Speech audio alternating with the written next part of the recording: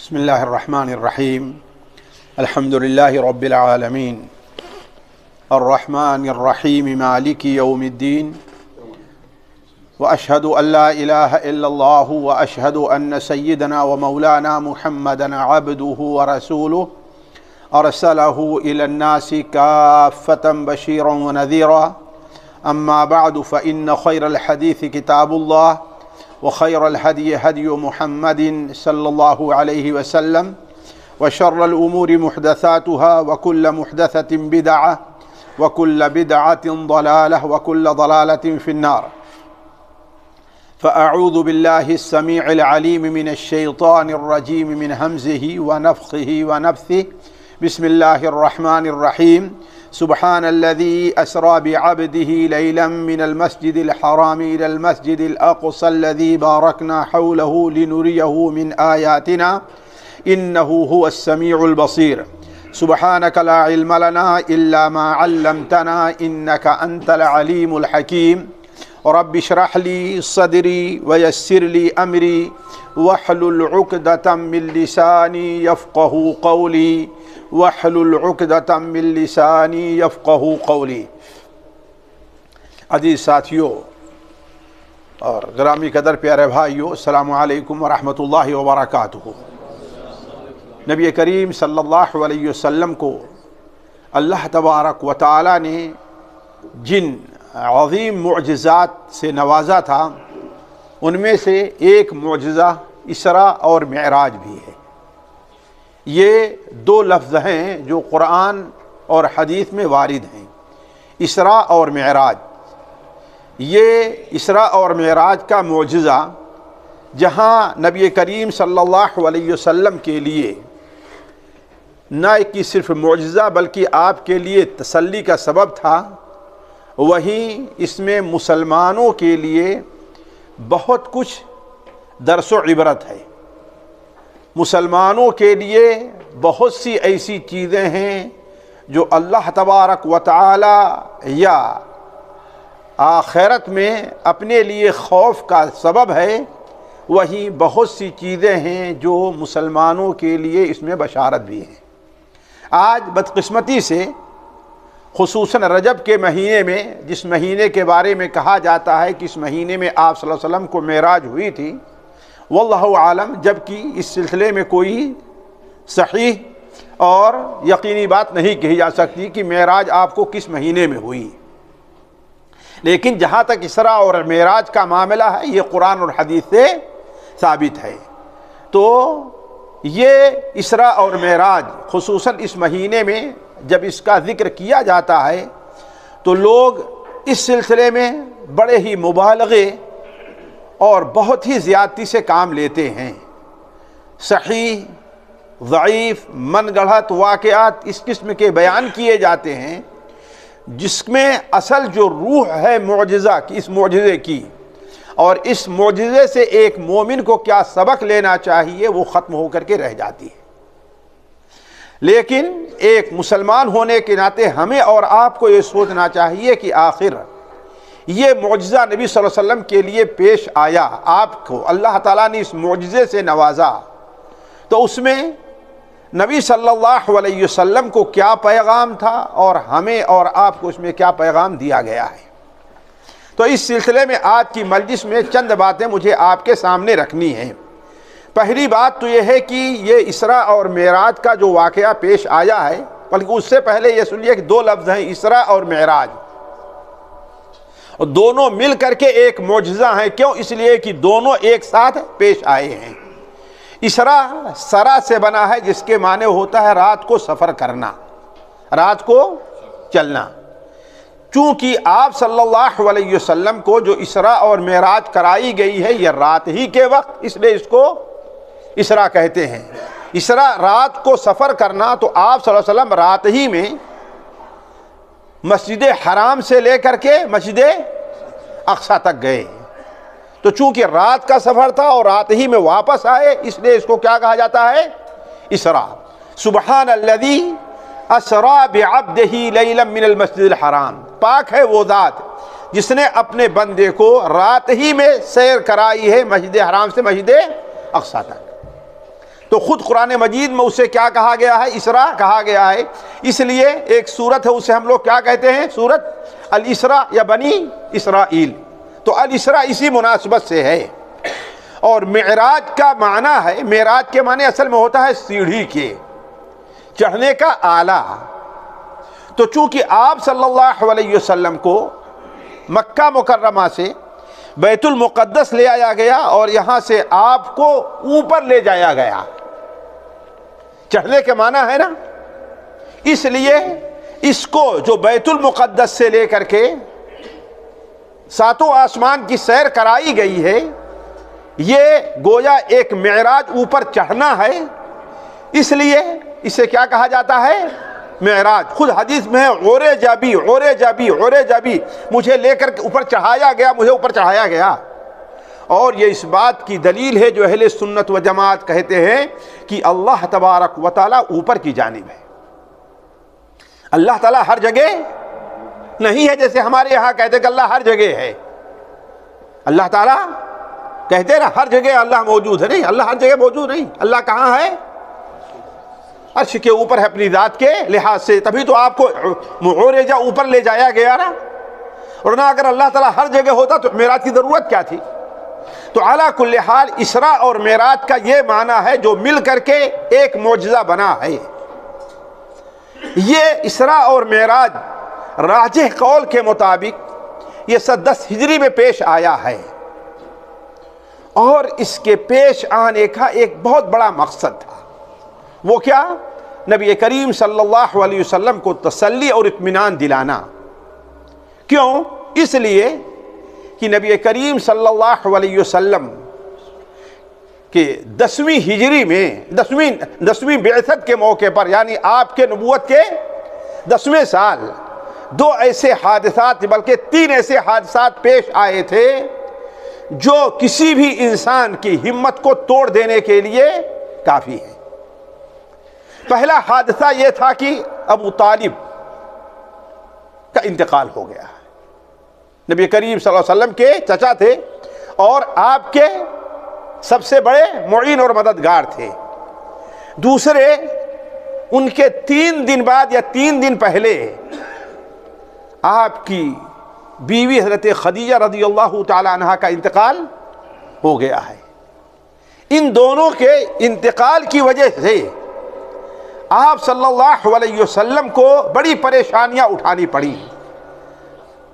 باہری میدان میں آپ کی طرف سے جو دفاع کرنے والا تھا وہ اب نہیں رہ گیا، اور گھر کے اندر آپ کو جو سکون اور اطمینان دلانے والی آپ کی غمگسار بیوی تھی وہ نہیں رہ گئی۔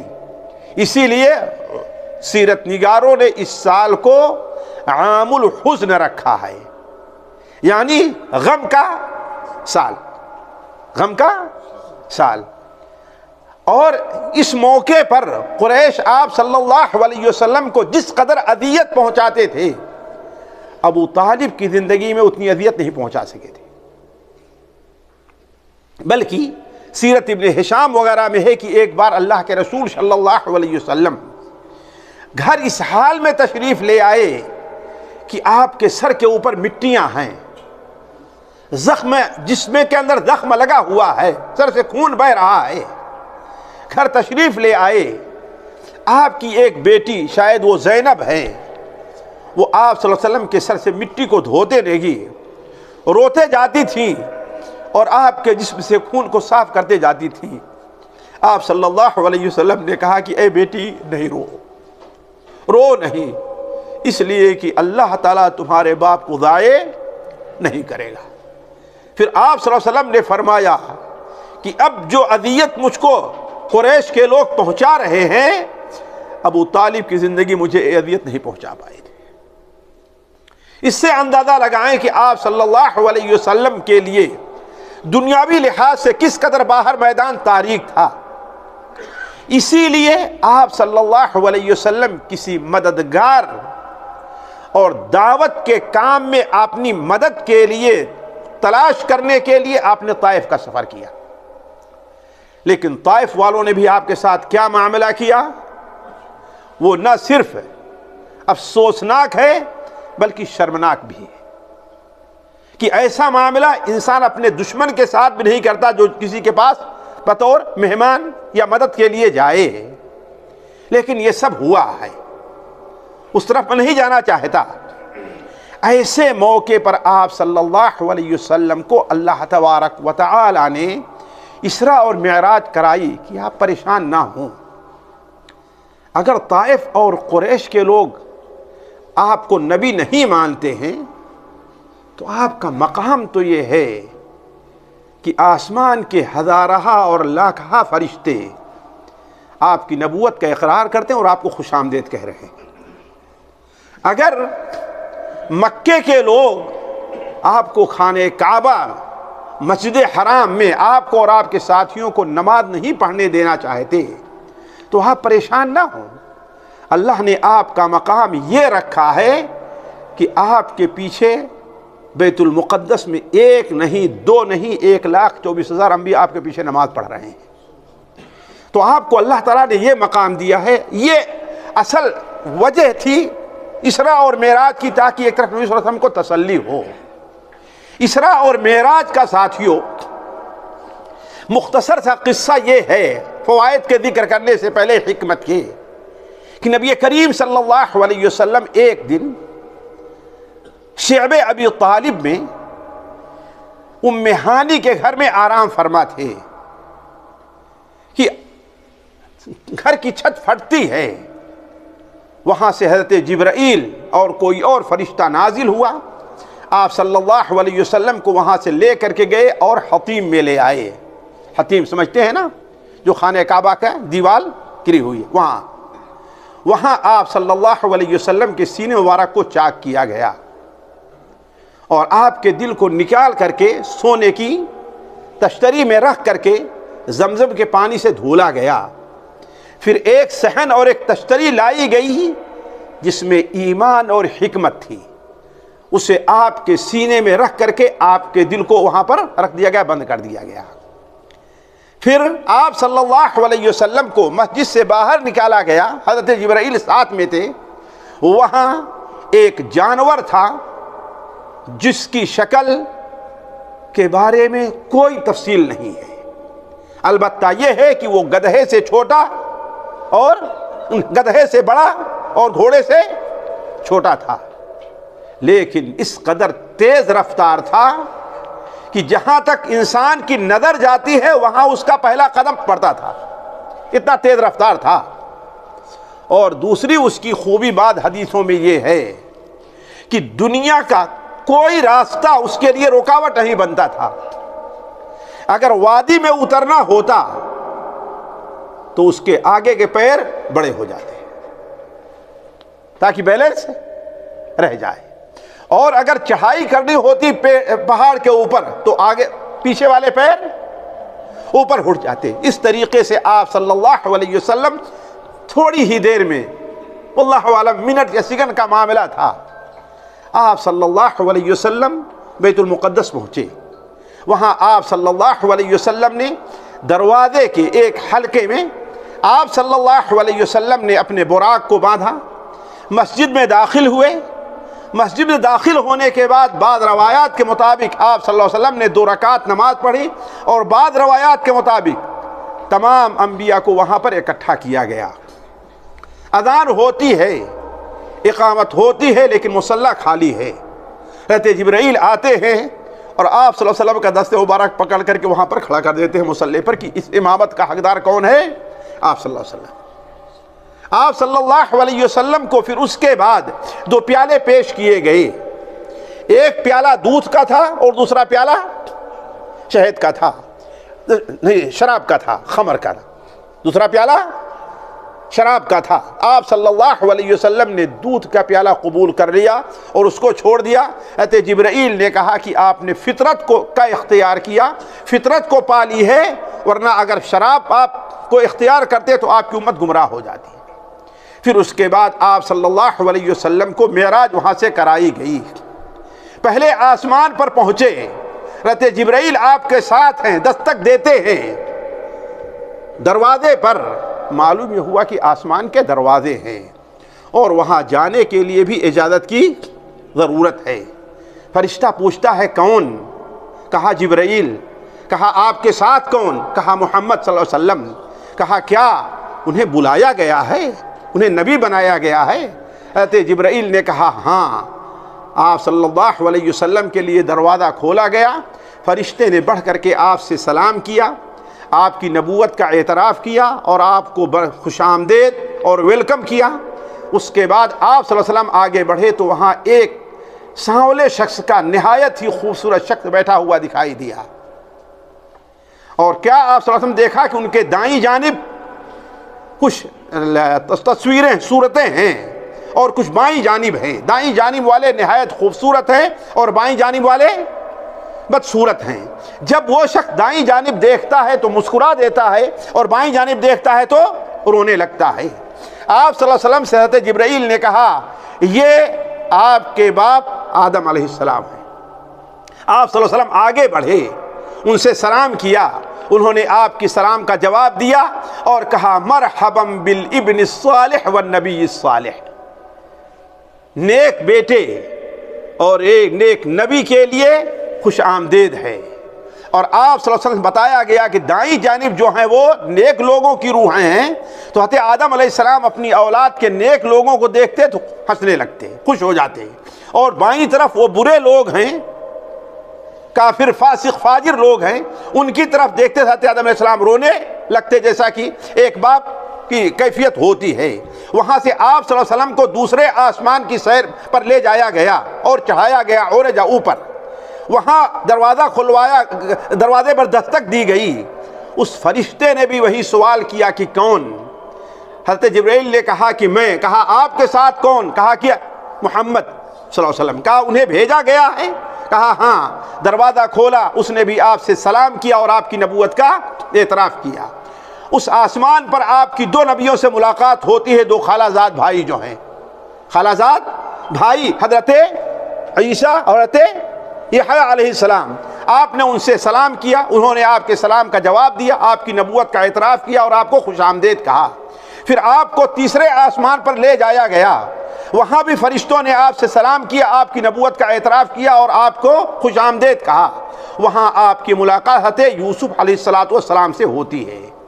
آپ نے کہا کہ اللہ تعالیٰ نے انہیں دنیا کے حسن کا آدھا حصہ دیا تھا۔ آپ نے ان سے سلام کیا، انہوں نے بھی آپ کے سلام کا جواب دیا، آپ کو خوش آمدید کہا اور آپ کی نبوت کا اعتراف کیا۔ پھر اس کے بعد آپ کو چوتھے آسمان پر لے جایا گیا، چوتھے آسمان کے فرشتوں نے بھی آپ کو خوش آمدید کہا، آپ سے سلام کیا، نبوت کا اعتراف کیا۔ وہاں آپ کی ملاقات چوتھے آسمان پر حضرت ادریس علیہ السلام سے ہوتی ہے۔ حضرت ادریس سے آپ نے سلام کیا، انہوں نے بھی آپ کے سلام کا جواب دیا، آپ کی نبوت کا اعتراف کیا اور آپ کو خوش آمدید کہا۔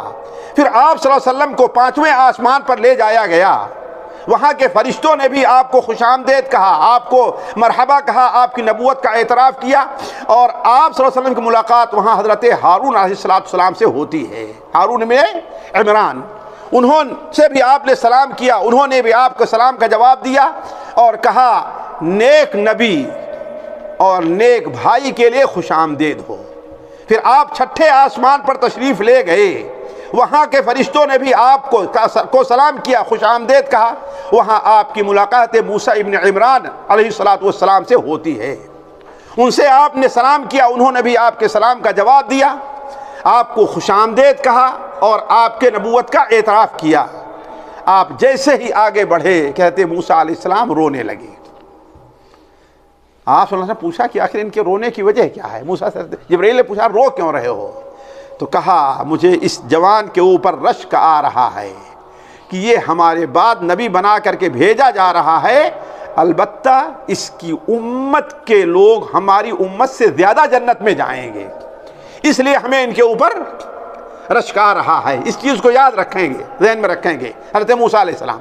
پھر آپ کو ساتویں آسمان پر لے جایا گیا، جہاں آپ صلی اللہ علیہ وسلم کی ملاقات کس سے ہوتی ہے؟ حضرت ابراہیم علیہ السلام سے۔ آپ نے ان سے سلام کیا، انہوں نے کہا مرحبا بالنبی الصالح والابن الصالح، نیک بیٹے اور نیک نبی کے لیے خوش آمدید۔ اسی ساتویں آسمان پر آپ صلی اللہ علیہ وسلم نے بیت المعمور کو دیکھا، آپ نے سدرۃ المنتہا کو دیکھا، وہاں آپ کو 4 نہریں دکھائی دیں، جو 4 نہریں 2 ظاہر ہیں اور 2 باطن ہیں. 2 باطن ہے شاید وہ جنت میں ہو، ظاہری نہریں جو ہے وہ نیل اور فرات ہے. پھر آپ صلی اللہ علیہ وسلم کو اللہ تبارک و تعالیٰ کے دربار میں پیش کیا گیا، اور اتنا اوپر آپ گئے، اتنا اوپر گئے جہاں آپ نے قلم چلنے کی آواز سنی ہے کہ قلم چل رہا ہے. یعنی اللہ تبارک و تعالیٰ جو فیصلے لکھوا رہا ہے فرشتوں سے، سال بھر میں کیا ہونے والا ہے، آج کے دن کیا ہونے والا ہے، ہفتے میں کیا ہونے والا ہے، کون مرے گا، کون جیے گا، کہاں یہ ہوگا، یہ سارے جو فیصلے لکھائے جا رہے ہیں، اس فیصلے لکھنے کی آپ نے آواز سنی. وہاں اللہ تبارک و تعالیٰ کے پاس آپ کو اتنا قرب حاصل ہوا جتنا فکان قاب قوسین او ادنا، یعنی سوا نیزہ ہے کہ نہیں، نیزہ نہیں بلکہ یہ کمان جو ہوتی ہے کہ نہیں، 2 کمان یا اس سے کم، اتنے قرب ہوا. وہاں آپ صلی اللہ علیہ وسلم کو اللہ تبارک و تعالیٰ نے کئی چیزیں عطا فرمائی. سب سے اہم چیز وہاں 50 وقت کی نماز دی گئی. آپ صلی اللہ علیہ وسلم بڑے خوش ہوئے، اس لیے کہ اللہ تعالیٰ سے ملاقات کی خوشی میں آپ شاید یہ ذہن میں نہیں لائے کہ 50 وقت کی نماز ہماری امت پڑھے گی کیسے. چنانچہ آپ لے کر کے چلے آ رہے ہیں. کسی نبی نے کچھ نہیں کہا، لیکن جب حضرت موسیٰ علیہ السلام کے پاس پہنچے تو کہا کہ کیا ہدیہ ملا ہے، اللہ کے دربار سے کیا تحفہ ملا ہے آپ کو. تو آپ نے فرمایا ایسا ایسا اور 50 نمازیں. کہا کہ ذرا سوچے اللہ کے بندے، آپ کی امت 50 نماز دن بھر نماز ہی پڑھتی رہے گی، یہ کیسے کر پاؤ گے، یہ نہیں ہو پائے گا. جاؤ اللہ تعالیٰ سے گزارش کرو کہ اس نماز کو کم کر دے. چنانچہ آپ صلی اللہ علیہ موسیٰ علیہ السلام مشورے سے، دیکھیے حضرت موسیٰ علیہ السلام کوئی یہ نہ کہے کہ جو روئے تھے تو آپ پر حسد تھا، نا، وہ ایک رشک تھا، اور موسیٰ علیہ السلام نے اس کا دوبارہ حق ادا کر دیا کہ آپ کے ساتھ خیر خواہی کی، اور ہم کے سب کے ساتھ خیر خواہی کی. اللہ تعالیٰ انہیں جزائے خیر عطا فرمائے. حضرت موسیٰ علیہ السلام نے سب کے ساتھ، ہمارے ساتھ بھی خیر خواہی کی ہے کہ نہیں ہے، اللہ انہیں جزائے خیر عطا فرمائے. تو آپ صلی اللہ علیہ وسلم واپس تشریف لے گئے. بعض روایات میں ہے کہ 5 نماز کم ہوئی پہلی بار میں، اور بعد میں ہے 10 بار. اس طریقے سے آپ 5 یا 10 نماز کم ہو کر موسیٰ علیہ السلام کے پاس آتے تو موسیٰ علیہ السلام کہتے کہ ہم نے بنی اسرائیل کو بہت آزمایا ہے، وہ 2 وقت کی نماز نہیں پڑھ سکے تو اتنی 40-45 وقت کی نماز کیسے پڑھ پائیں گے. چنانچہ آپ جائیے. اس طریقے سے آپ صلی اللہ علیہ وسلم آتے اور جاتے رہے، یہاں تک کہ 5 نماز رہ گئی. کتنی بار آئے گئے؟ اگر 5 ختم ہوئی ہے تو 9 بار ہے نا. حافظ ابن حجر رحمہ اللہ کہتے ہیں 5 بار کی یہ راجح ہے. علامہ البانی بھی کہتے ہیں 5 بار راجح ہے. تو اس کا مطلب آپ جو ہے 9 بار حضرت موسیٰ علیہ السلام کے مشورے سے کتنی بار اوپر گئے؟ 9 بار. لیکن جب 5 بار ہو گیا تو اللہ تعالیٰ نے کہا کہ اب جائیے، اب اس میں کمی نہیں ہوگی، اب ہمارا فیصلہ اٹل ہے. لیکن ایک بات ضرور ہے، اور یہ ہماری آپ کی خوشی کے لیے ہے کہ نماز تو پڑھیں گے 5 ہی، لیکن ثواب کتنا ملے گا؟ 50 کا. آپ کہیں گے یہ کون سی بڑی بات ہے بھائی، ایک نیکی کرے تو انسان کو 10 نیکی ملتی ہے، تو کون سی بڑی بات ہوئی؟ جی ہاں، ہے کہ نہیں ہے؟ کوئی بھی نیکی کرے آپ کو 10 ملے گی، تو اس کی خصوصیت کیا رہ گئی؟ علماء کہتے ہیں 50 فرض نماز کا ثواب ملے گا آپ کو، اور ہر نماز کو آپ 10 کیجئے، کتنا ہو گیا جی؟ تو گویا آپ 500 فرض نماز پڑھ رہے ہیں. آپ اس اللہ کے فضل کو دیکھیے، ذرا سوچیں، ہے کہ نہیں ہے؟ گویا پڑھیں گے 5، لیکن کیا جس طریقے سے رمضان کا روزہ اگر 1 مہینہ کا رکھے تو اسے 10 مہینہ فرض روزہ رکھنے کا ثواب ملے گا. اور سال کتنے دن کا ہوتا ہے؟ 12 مہینے کا ہوتا ہے. کتنا؟ 12 مہینے کا ہوتا. ابھی 2 مہینہ باقی ہے نا. تو شوال میں اگر کوئی 6 روزے رکھ لے تو علماء کہتے ہیں یہ 6 نفل نہیں مانے جائیں گے، ہیں نفل، لیکن ثواب کس کا ملے گا؟ فرض کا. تاکہ رمضان کا تبھی تو مقابلہ ہوگا یا نہیں مقابلہ ہوگا؟ رمضان کا مقابلہ کیسے ہوگا جی جبکہ فرض کا ثواب ملے نا اس میں. تو یہ فرض نمازیں جو 5 پڑھی جا رہی ہیں، ہمیں اور آپ کو 50 فرض نمازوں کا ثواب مل رہا ہے. کتنا؟ اور ہر نیکی 10 گنا ہوا کرتی ہے. تو کتنی نمازوں کا ثواب ملا آپ کو؟ 500 نمازوں کا روزانہ ثواب مل رہا ہے. اور یہ حضرت موسیٰ علیہ السلام کی خیر خواہی ہمارے اور آپ کے ساتھ ہے نا. حضرت موسیٰ علیہ السلام کی خیر خواہی ہمارے اور آپ کے ساتھ ہے. تو علی کل حال اس کے بعد آپ صلی اللہ علیہ وسلم وہاں سے تشریف لے آئے بیت المقدس، اور اپنے جو براق جانور تھا اس کی رسی کھولی اور پہنچ آئے آپ کہاں؟ مکہ مکرمہ. ابھی فجر نہیں ہوئے اور مکہ مکرمہ پہنچ گئے ہیں آپ. صبح کو آپ صلی اللہ علیہ وسلم ایک جگہ خانہ کعبہ میں سوچتے ہوئے بیٹھے ہیں کہ آخر یہ واقعہ لوگوں کے سامنے بیان کروں کہ نہ بیان کروں، اس لیے کہ لوگ ماننے کے لیے تیار جلدی نہیں ہوں گے. اتنے میں ادھر سے ابو جہل ملعون کا گزر ہوتا ہے. اس نے کہا محمد اللہم صلی اللہ علیہ وسلم، کیوں آج کوئی نئی بات نہیں بتا رہے ہیں آپ؟ اللہ کی طرف سے آپ کچھ نہیں آیا ہے نئی چیز مذاق اڑاتے ہوئے؟ آپ نے فرمایا ہاں، آج مجھے مسجد حرام سے کہاں لے جایا گیا؟ بیت المقدس، مسجد اقصی، اور پھر وہاں سے 7 آسمان کی سیر کرائی گئی.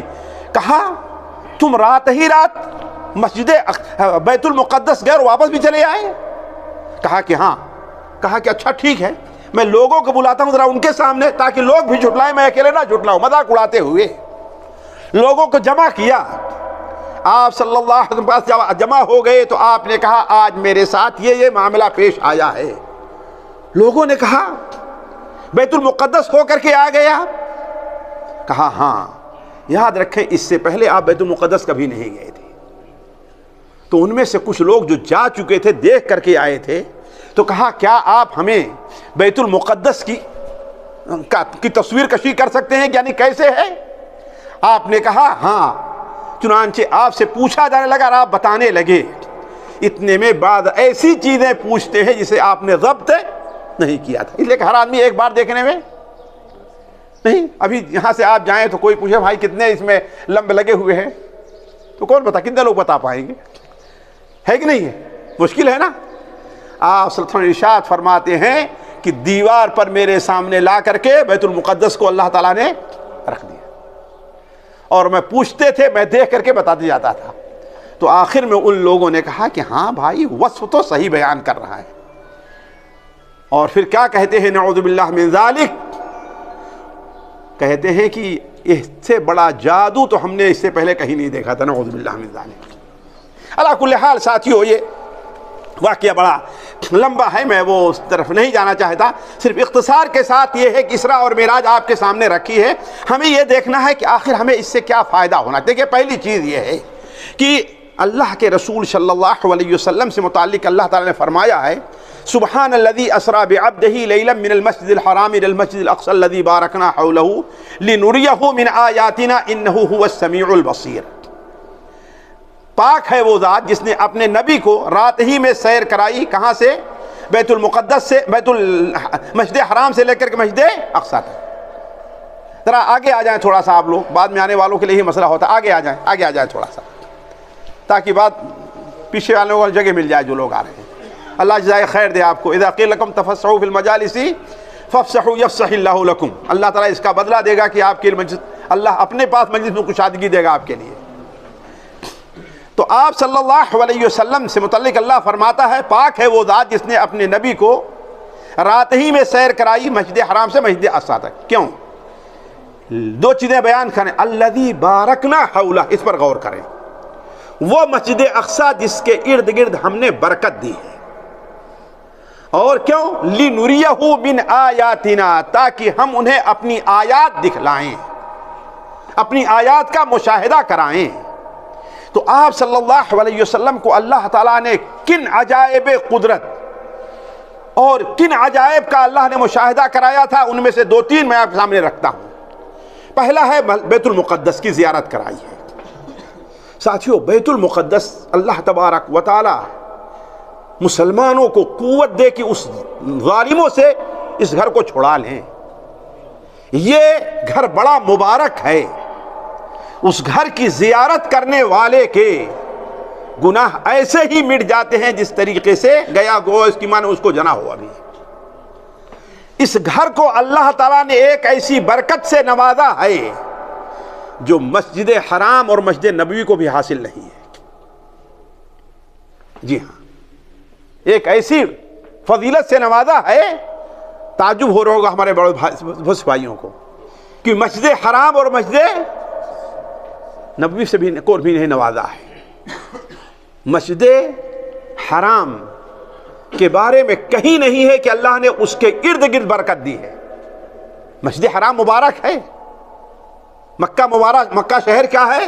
مبارک ہے، لیکن اس کے ارد گرد کوئی برکت کا ذکر نہیں ہے. مسجد نبوی کو اللہ نے مبارک بنایا ہے. ایک نماز کو یہاں پڑھیے، 1000 نماز وہاں ایک نماز ہے کہ نہیں ہے نا؟ یہ فرق برکت ہی تو ہے کہ نہیں؟ برکت ہے. وہاں ریاض الجنہ ہے کہ نہیں؟ وہاں نماز پڑھے گویا آپ جنت میں نماز پڑھ رہے ہیں. یا وہاں نماز پڑھنے کے ثواب یہ ملے کہ آپ کو جنت میں نماز پڑھنے کی اللہ توفیق جنت دے گا. کئی وہ توجیحات ہے اس کی، لیکن ہے برکت کی نہیں؟ برکت ہے. یہی برکت کیا کم ہے کہ نبی کریم صلی اللہ علیہ وسلم نے اس شہر کو، اللہ تعالیٰ نے آپ کی سکونت، آپ کے وفات کے لیے اللہ نے اس کا انتخاب فرمایا ہے کہ نہیں؟ لیکن کہیں یہ وارد نہیں ہے کہ اس کے ارد گرد کی جو آبادی ہے، جو شہر ہیں، اس میں ہی برکت ہے. لیکن بیت المقدس کے متعلق کیا فرمایا؟ بارکنا حولہ، اس کے ارد گرد ہم نے برکت دی ہے. الی الارض التی بارکنا. اس لیے قرآن مجید میں 3-4 جگہ یہ ہے کہ بیت المقدس اور اس کے ارد گرد کی زمین مبارک ہے. تو اللہ تبارک و تعالیٰ نے نبی صلی اللہ علیہ وسلم کو اس کی زیارت کرائی، اس لیے کہ آپ صلی اللہ علیہ وسلم مدینہ منورہ آنے کے بعد بھی اس مسجد کی فضیلت صحابہ کرام کے سامنے بیان کیا کرتے تھے، اس کی اہمیت بیان کرتے تھے. اس سے اشارہ یہ تھا کہ تم لوگ اس مسجد کو حاصل کرنے کی کوشش کرنا. کیوں؟ اس لیے کہ وہ مسجد موحدین کا حق ہے، مشرکین کا حق. یہود اور نصارہ اب شرک کرنے لگے ہیں، وہ مبارک ہے، بارکنا مبارک ہے، وہ وہاں شرک نہیں ہونا چاہیے. اور شرک سے بڑی کوئی گندگی ہوگی؟ کوئی گندگی نہیں ہو سکتی. اسی لیے جانتے ہیں کہ حضرت ابو بکر و عمر رضی اللہ تعالی عنہما اپنی خلافت میں سب سے پہلے اس علاقے کو فتح کرنے کے بارے میں کوشش شروع کی. حضرت عمر کے زمانے میں وہ فتح بھی ہوا ہے. تو آپ صلی اللہ علیہ وسلم اس مسجد کی، مسجد اقصیٰ کی فضیلت بیان کرتے تھے. یہاں تک کہ سنن ابن ماجہ وغیرہ میں ہے کہ حضرت ابو ذر بیان کرتے ہیں کہ ایک بار ہم لوگ، شاید مسند احمد میں بھی ہے، ایک بار ہم لوگ آپس میں بیٹھے مسجد اقصیٰ کا ذکر کر رہے تھے کہ اس میں نماز پڑھنا آیا زیادہ افضل ہے کہ مسجد نبوی میں یا مسجد حرام میں. یعنی آپ نے بتایا نہیں تھا بھی کتنا فرق ہے، لیکن مسجد اقصیٰ کی آپ فضیلت بیان کرتے تھے، مسجد اقصیٰ کی فضیلت بیان کرتے تھے. تو آپ صلی اللہ علیہ وسلم بیان فرمایا کہ سامنے صحابہ کرام بحث کر رہے تھے کہ آیا مسجد اقصیٰ میں نماز پڑھنا افضل ہوگا یا مسجد نبوی میں ہوگا یا مسجد حرام میں ہوگا. تو آپ صلی اللہ علیہ وسلم نے بیان فرمایا مسجد اقصیٰ میں نماز پڑھنا دوسری مسجدوں کے مقابلے میں، دوسری مسجد، ہماری مسجد میں نماز پڑھنا مسجد اقصیٰ میں گویا کہ 4 نماز کے برابر ہے. یعنی مسجد اقصیٰ میں 4 نماز پڑھیے آپ اور ہماری مسجد میں 1 نماز، دونوں برابر ہوگا. تو یہاں کی مسجد کے مقابلے میں کتنا فرق پڑے گا ساتھیوں؟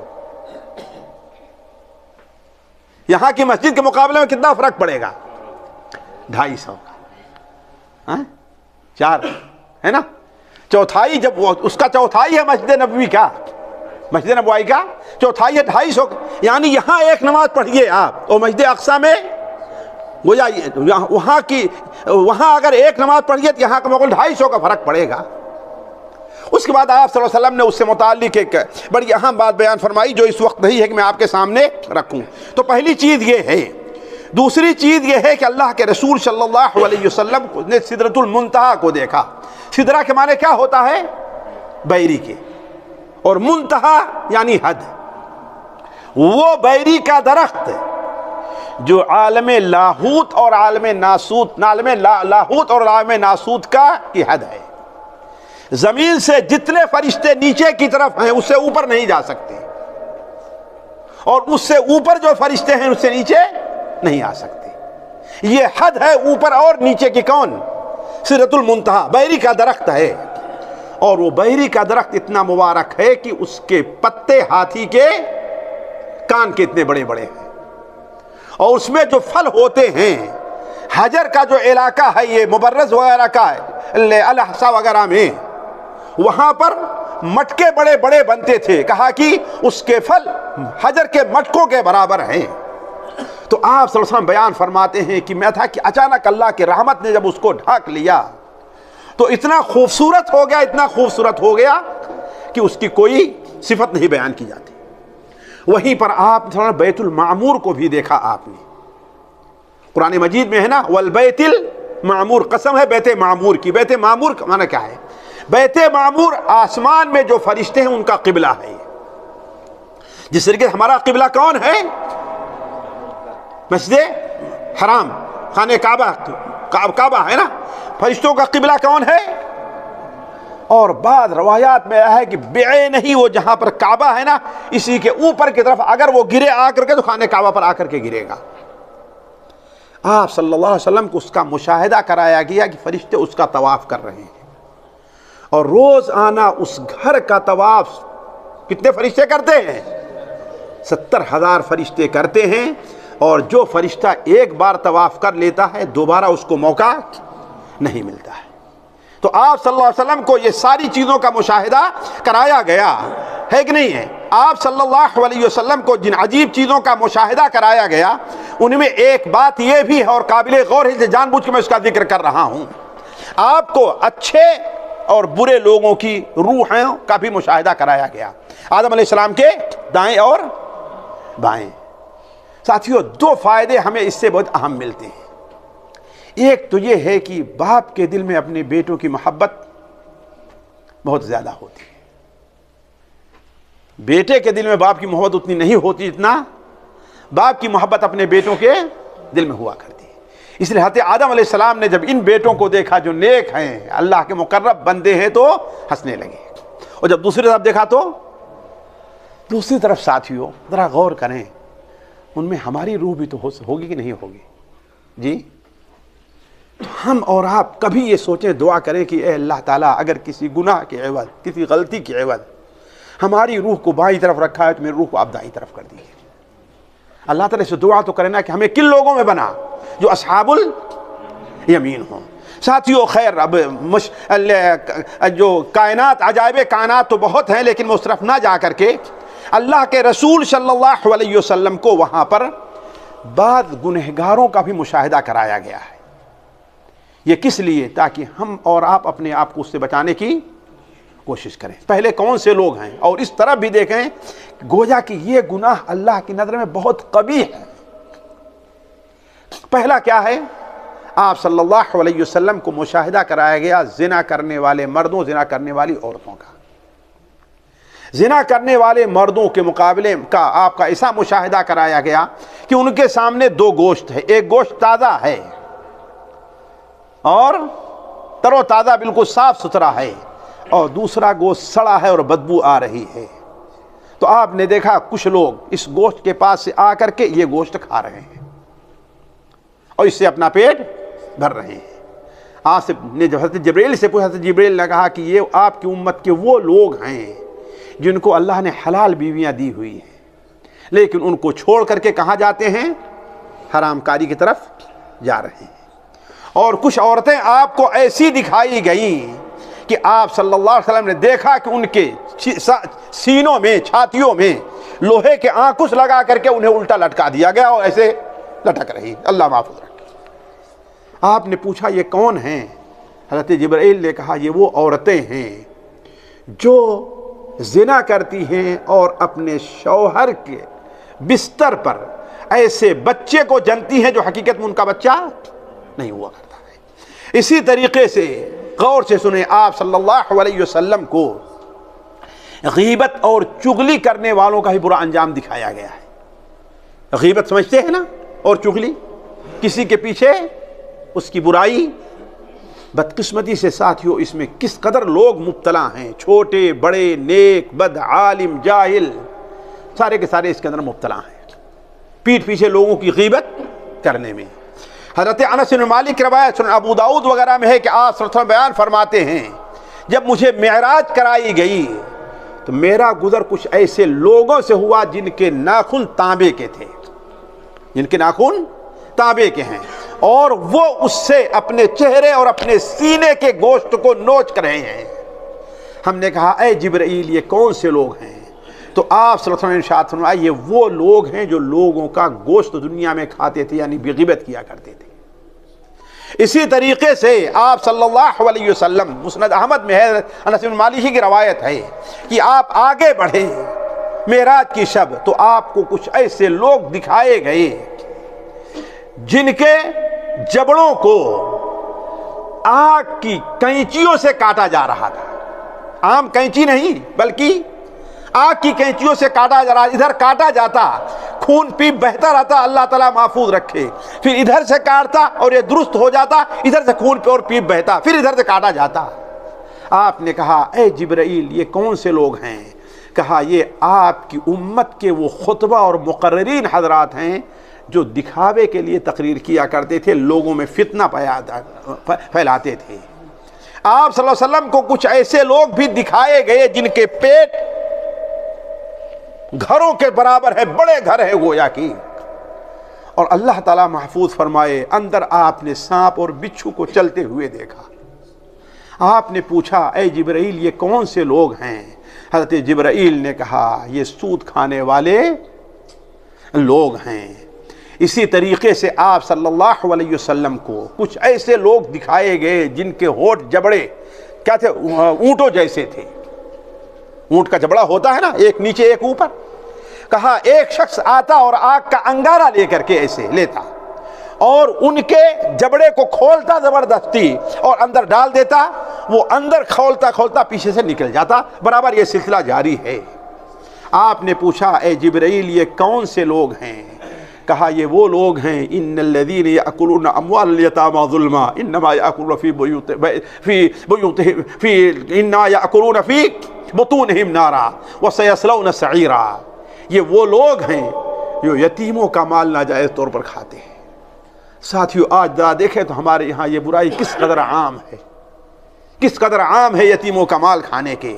اسی طریقے سے آپ صلی اللہ علیہ وسلم کو کچھ ایسے لوگ دکھائے گئے جو لیٹے ہوئے ہیں، اور ایک شخص آتا ہے بڑا سا پتھر لے کر کے اور ان کے سر پر اتنا زور کا مارتا ہے کہ ان کا سر ریزہ ریزہ ہو جاتا اور پتھر دور جا کے گرتا ہے۔ پھر وہ جاتا ہے پتھر لانے کے لیے، جب آتا ہے تو کیا دیکھتا ہے ان کا سر درست ہو گیا، پھر ایسے مارتا ہے، یہی اس کے ساتھ کام کر رہا ہے۔ آپ نے پوچھا تھے جبرائیل سے یہ کون سے لوگ ہیں؟ کہا یہ وہ لوگ ہیں جن کا سر نماز کے وقت بھاری رہتا ہے، نماز کے لیے اٹھتے نہیں ہیں، جماعت ہوتی رہتی ہے لیکن جماعت کے لیے نہیں جاتے۔ تو یہ ان لوگوں کے لیے بہت عبرت ہے جو لوگ فرض نماز کے وقت سوتے رہتے ہیں۔ اسی طریقے سے آپ کو ایک شخص ایسا دکھایا گیا، اور اس بات کو غور سے سنیں کہیں ہم اور آپ اس میں نہ ہو جائیں ساتھیوں۔ ایک شخص ایسا دکھایا گیا جو لکڑی کے ایک گٹھر کو اٹھا رہا ہے لیکن اٹھا نہیں پاتا، اتنے میں دیکھتا ہے کہ وہاں ایک لکڑی ہے، لا کے پھر رکھ لیتا ہے، پھر اٹھاتا ہے، اٹھا نہیں پاتا، دیکھتا ہے ایک لکڑی اور رکھ لیتا ہے اس کو، ایسے اٹھا رہا ہے لیکن اٹھا نہیں پاتا اور اس میں برابر اضافہ کیے جا رہا ہے۔ آپ نے پوچھا یہ کون سے لوگ ہیں؟ حضرت جبرائیل نے کہا یہ وہ لوگ ہیں جن کے پاس لوگوں کی امانات ہیں، جن کے اوپر لوگوں کا قرض ہے، قرض ادا تو نہیں کر پاتے اور مزید قرض لیتے چلے جا رہے ہیں، مزید قرض لیتے چلے جا رہے ہیں۔ جانتے ہیں یہ ایسی چیز ہے جو اگر کوئی اللہ تعالیٰ کے راستے میں شہید ہوتا ہے اس کے اوپر بھی معافی نہیں۔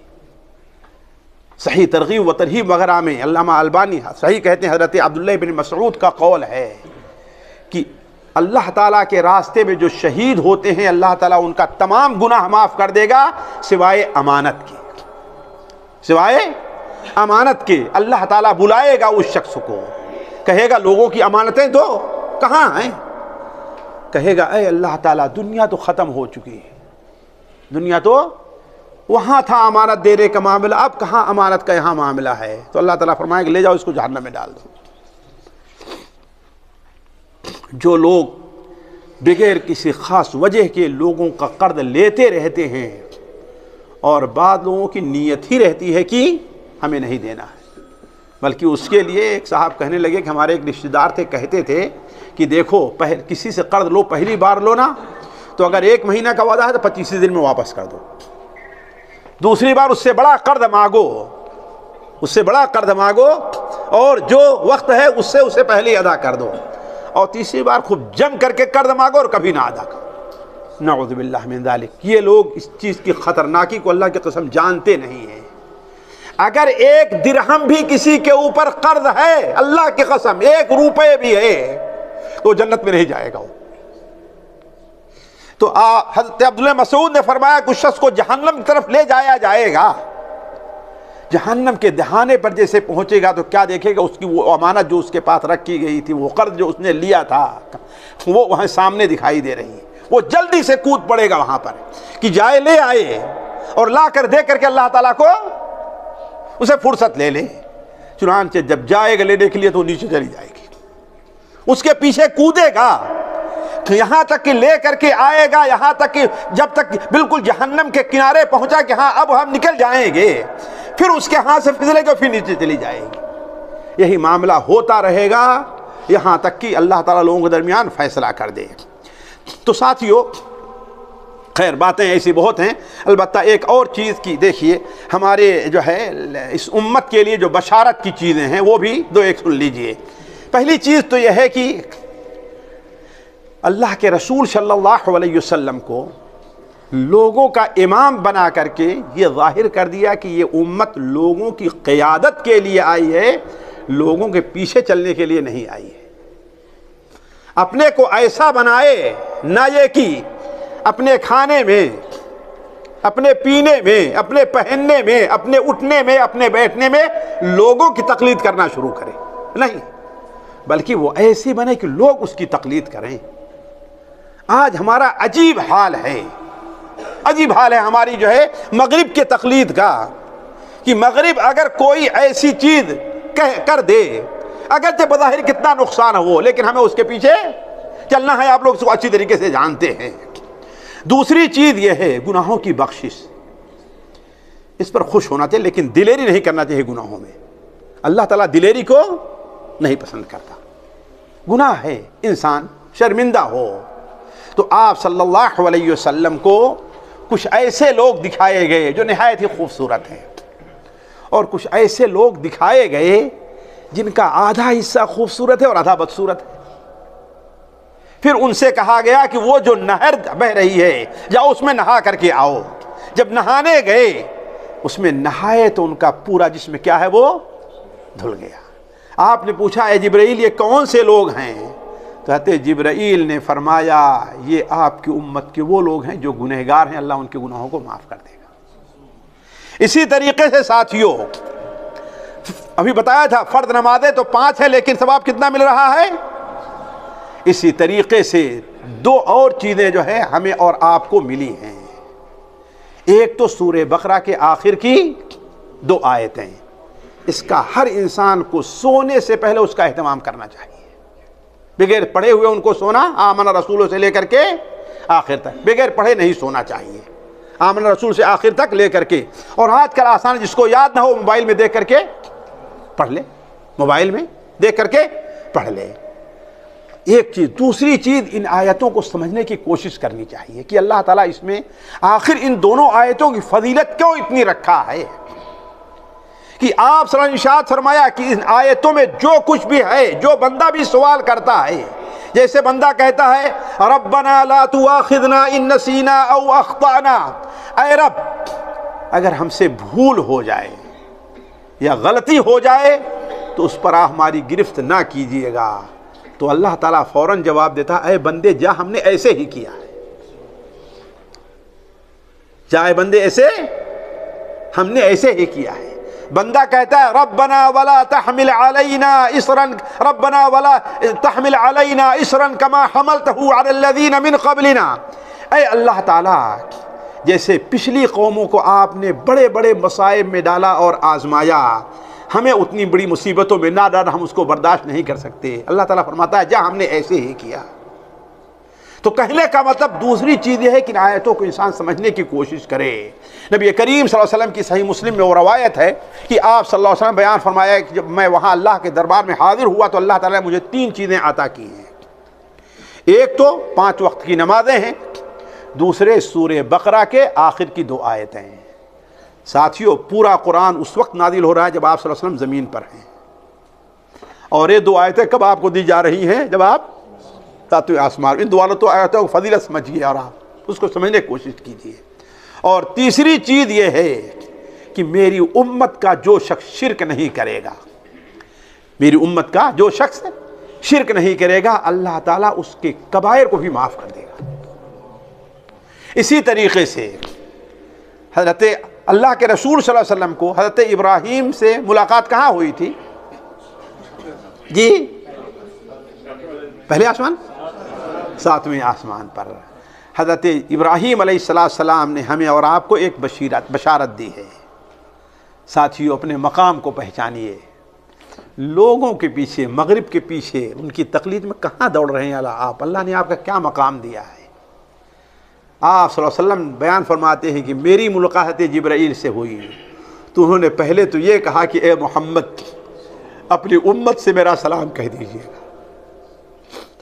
ساتھیو آپ کتنے عظیم ہیں، ذرا سوچیں آپ کہ اللہ کا خلیل نبی صلی اللہ علیہ وسلم کے بعد دنیا کا سب سے افضل انسان آپ کو سلام بھیج رہا ہے۔ ذرا سوچیں آپ کا مقام کیا ہے؟ کیا کہا؟ اے محمد اپنی امت سے میرا سلام کہہ دیجیے گا اور ایک میرا پیغام بھی سنا دیجیے گا۔ وہ پیغام کیا ہے؟ سننا چاہتے ہیں لیکن عمل کیجیے اس پر۔ آپ نے کیا بیان فرمایا؟ حضرت جبرائیل نے کہا امت سے کہہ دینا کہ جنت کی جو زمین ہے وہ بالکل کھلی ہوئی ہے، جتنا لینا چاہے لے لے۔ 1 کلومیٹر 2 کلومیٹر 1 ہیکٹر 4 جتنا لینا چاہے وہ لے لے۔ مجھے یاد آتا ہے کہ ہمارے ہندو پاک میں جو نواب ہوتے تھے وہ جاگیر کیسے دیتے تھے؟ ہاں، گھوڑا دوڑا کر کے جتنی دور گھوم کر کے آؤ اتنا تم کو مل جائے گا، ہے کہ نہیں؟ یہاں گھوڑا دوڑانے کی ضرورت نہیں، صرف عقل دوڑانے اور سمجھ کو دوڑانے کی ضرورت ہے۔ حضرت ابراہیم علیہ السلام نے کیا فرمایا؟ اپنی امت سے کہہ دینا کہ جنت بالکل خالی میدان ہے، جتنا کوئی لینا چاہے لے لے۔ اور جنت کا پانی بڑا میٹھا ہے، کھارا پانی بھی نہیں ہے کہ کھیتی کرنے سے کھیتیاں جل جائیں گی۔ جنت کا پانی کیا ہے؟ بڑا، اور زمین بڑی زرخیز ہے، شور زمین نہیں ہے اس میں نمک ہے پتھر ہے، نہیں، بڑی زرخیز ہے، جو ڈالیے اس میں۔ اور اس میں روپائی کس چیز کی ہوگی؟ سبحان اللہ والحمدللہ ولا الہ الا اللہ واللہ اکبر، اور بعد میں ولا حول ولا قوت الا باللہ۔ آپ پڑھیے سبحان اللہ، آپ کے لیے جنت میں 1 درخت لگ گیا، 2 لگ گیا، 3 لگ گیا، 4 لگ گیا۔ خیر ساتھیو، آخری چیز جو ہم آپ کو ملتی ہے، اور اسی پر میں اپنی بات ختم کرتا ہوں، صحیح ابن حبان میں عبداللہ ابن عباس سے روایت ہے کہ نبی کریم صلی اللہ علیہ وسلم معراج کے موقع پر آپ بیان فرماتے ہیں جس رات مجھے اسرا کرائی گئی تو ایک جگہ سے میں گزرا تو وہاں سے بڑی عجیب قسم کی خوشبو آئی، ایسی خوشبو آئی کہ اس سے پہلے ہم نے کبھی یہ خوشبو سونگھا نہیں تھا۔ ہم نے جبرائیل سے پوچھا کہ یہ کون سی خوشبو ہے، کس کی خوشبو ہے؟ تو جبرائیل نے فرمایا یہ فرعون کی بیٹی کو کنگھی کرنے والی عورت اور اس کے بچوں کی خوشبو ہے۔ کیا؟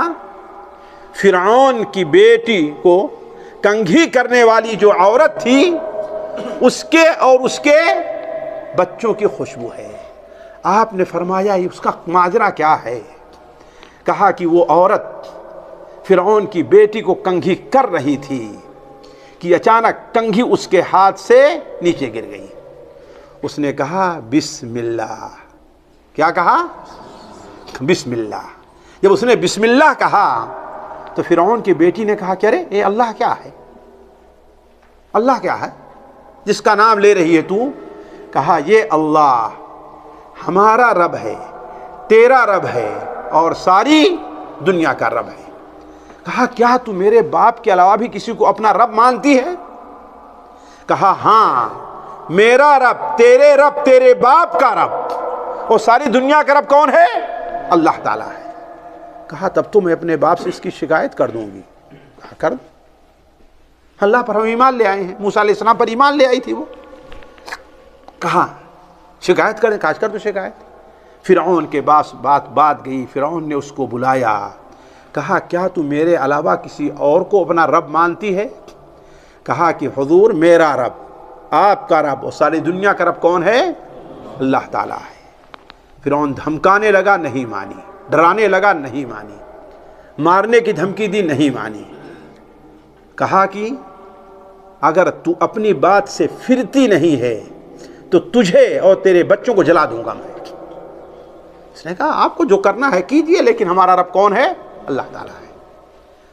حدیث میں ہے، صحیح ابن حبان کی حدیث ہے کہ اللہ کے رسول نے ارشاد فرمایا کہ ایک دیگ لایا گیا، بڑا سا دیگ، اور اس کے نیچے آگ جو ہے جلائی گئی، اور جب آگ سے تپا وہ دیگ تو کہتا ہے تو مانتی ہے کہ نہیں مانتی کہ میں تیرا رب ہوں؟ کہا کہ نہیں۔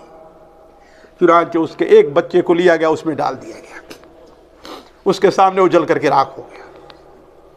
دوسرے بچے کو لایا گیا، اسے ڈالا گیا، وہ جل کر کے راکھ ہو گیا۔ لیکن وہ عورت اپنے سے، ساتھیوں تو اس قصے ہمارے آپ کے استقامت کا درس ہے کہ دنیا کا جو بھی نقصان ہو جائے لیکن دین کا سودا نہیں ہونا چاہیے۔ ہم معمولی چیزوں پر دین کا سودا کر لیتے ہیں ساتھیوں۔ یہ دین کا سودا تو ہے نا کہ ہمیں کوئی اگر ایسی نوکری ملتی ہے جس میں نماز پڑھنے کا وقت نہ ملے تو ہم نوکری کر لیں گے، کیا کریں گے؟ اللہ غفور الرحیم ہے۔ دین ہی کا سودا تو ہے کہ نہیں سودا ہے یہ؟ تو اس عورت کو یہاں تک کہ اس کے گود میں جو بچہ تھا وہ رہ گیا، اور فرعون ایک ایک کر کے ڈال رہا ہے اور کہہ رہا ہے واپس آ جاؤ، واپس چھوڑ دو اس دین کو۔ جب آخری بچے کو پکڑنے لگا تو اس بچے کی محبت اس کے زور کی اور لے کر کے پیچھے ہٹ گئی۔ فرعون نے کہا اب مانتی ہے تو نہیں مانتی ہے؟ اللہ تعالیٰ نے اس بچے کو گویائی دی۔ ساتھیوں اللہ اپنے بندوں کا کیسے ساتھ دیتا ہے، دیکھیے کیسے ساتھ دیتا ہے۔ کائنات میں اللہ تبدیلی کر دے گا، آپ مومن ہو کے دکھائیں تو اللہ کائنات کو بدل دیتا ہے۔ اصحاب کہف کے لیے سورت کے مسار کو اللہ تعالیٰ نے بدل دیا۔ کیوں؟ اس لیے کہ وہ موحد تھے اور ایمان لے آئے تھے اللہ تعالیٰ۔ اللہ تعالیٰ نے اس دودھ پیتے بچے کو گویائی دی، کہتا اے امی جان کود پڑو اس میں، اس لیے کہ آخرت کا عذاب دنیا کے عذاب کے مقابلے میں بہت زیادہ ہے۔ چنانچہ اس عورت نے اس بچے کو لیا اور آگ میں جا کر کے کود پڑی اور جل کر کے راکھ ہو گئی۔ لیکن ایک بات رہ گئی، اس نے کہا تھا فرعون سے جلانے سے پہلے کہ ٹھیک ہے آپ مجھے جلا تو دیں گے، لیکن میری اور میرے بچوں کی لاش کو ایک قبر میں دفن کریں گے، الگ الگ نہیں دفن کریں گے۔ میری اور میرے بچوں کی لاش کو ایک قبر میں دفن کریں گے، الگ الگ نہیں۔ تو آپ صلی اللہ علیہ وسلم نے فرمایا کہ یہ جو خوشبو، حضرت جبریل نے فرمایا جو خوشبو تمہیں آپ کو سنائی دی ہے، یہ اسی عورت اور اس کے بچوں کی خوشبو ہے کہ اللہ نے اسے کیا مقام دیا ہے کہ ہزارہ سال گزر گئے ہوں گے لیکن اس کے قبر سے لاش ابھی بھی خوشبو آ رہی ہے۔ تو اسراء اور معراج سے ہمیں اور آپ کو جو سبق ملتا ہے وہ استقامت کا بھی ہے، دین کے اوپر ثابت قدمی کا، کہ ہمیں اور آپ کو کسی بھی حال میں اپنے دین کا سودا نہیں کرنا چاہیے۔ اللہ تعالیٰ سے دعا ہے کہ اللہ تعالیٰ ہمیں اور آپ کو ہر قسم کے گناہوں سے بچائے، اور اسراء اور معراج میں جو بشارت ہے ہمیں اور آپ کو اس کا حقدار بنائے۔ اللہ تعالیٰ ہمیں اور آپ کو دین پر ثابت قدمی عطا فرمائے۔ اللہ تعالیٰ ہمارے اور آپ کے گناہوں کو معاف فرما دے۔ سبحانک اللہم و بحمدک اشہد ان لا الہ الا انت استغفرک و اتوب الیک۔